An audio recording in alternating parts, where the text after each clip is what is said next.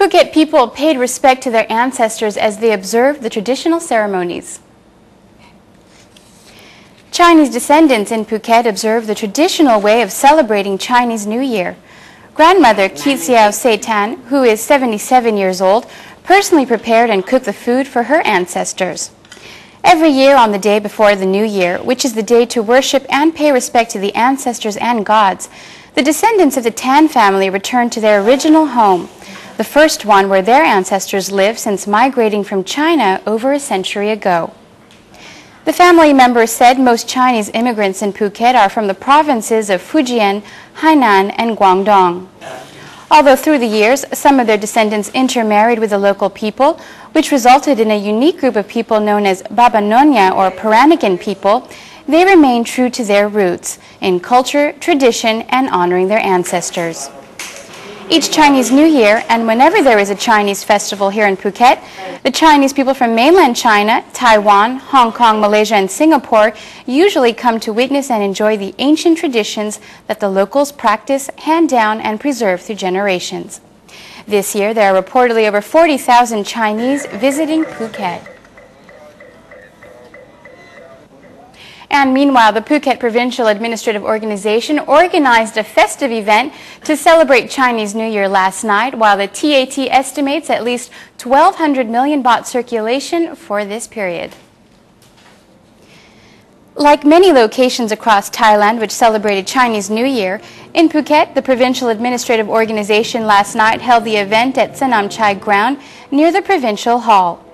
Many shows and performances were featured on stage to let people celebrate Chinese New Year in a festive way. The chairman of the Tourism Authority of Thailand, or TAT Board, Wichai Srikwan, presided over the opening ceremony with the presence of Phuket Governor Tri Akeradesha. The director of TAT's Phuket office, Bangonrat Chinaprayun, reports an active Chinese New Year in Phuket with travelers from mainland China, Hong Kong, and Korea visiting the island via charter flights. She states that over 80% of rooms are booked, with almost 100% for hotels on popular beaches such as Patong. She estimates circulation of around 1,200 to 1,500 million baht during February 2nd through the 8th in Phuket.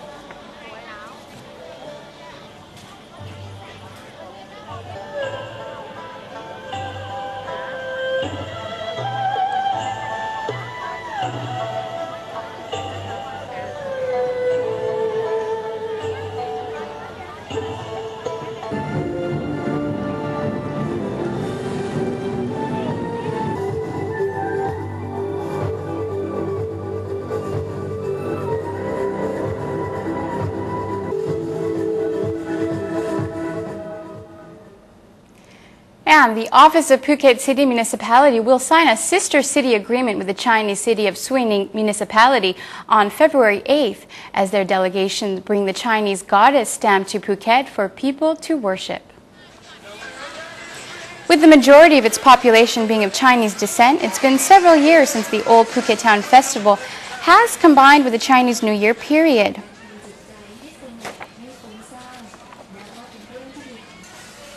This year, the 12th Old Phuket Town Festival is scheduled to be held during February 8th through the 10th in the Old Town area. Apart from showcasing the traditional living style of residents in Phuket who proudly dress up in local costumes, serving local dishes and putting on cultural performances both locally and from China, this year the Office of Phuket City Municipality is signing an MOU for tourism relations and exchange with the Chinese municipality of Sui Ning from Sichuan Province. The MOU signing ceremony will be taking place at the Royal Phuket City Hotel on February 8th. The delegation from Sui Ning will be arriving in Phuket on February 8th, and they accompany the Chinese goddess Guan Im stamp from Sui Ning City to be placed at the Queen Sirikit Public Park for devotees to worship during the festival. After that, the sacred stamp will be placed permanently in Phuket. Sui Ning City is located within the Sichuan Province of the People's Republic of China. And back to some local news. Phuket Provincial Hall's car park is being extended. Visitors to Phuket Provincial Hall will at last find more convenient spaces to park, as the governor has ordered officials to provide more parking spaces within the compound. Machines are now being used to develop the space to build a car park. This is a joint effort between the provincial authority and the local government, the Provincial Administrative Organization. And Pool Asia Expo and Conference 2011 will be held in Phuket in early March.